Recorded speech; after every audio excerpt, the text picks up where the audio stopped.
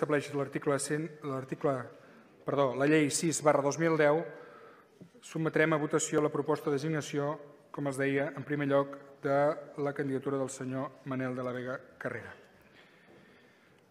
Passem, doncs, a la votació d'aquesta candidatura. Comença la votació.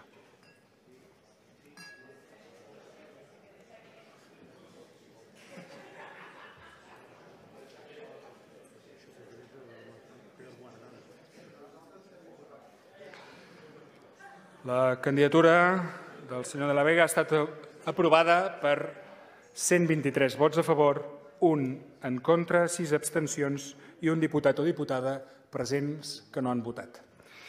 I passem ara a votar la segona de les candidatures, la corresponent a la senyora Adelina Escandell i Grases. Comença la votació.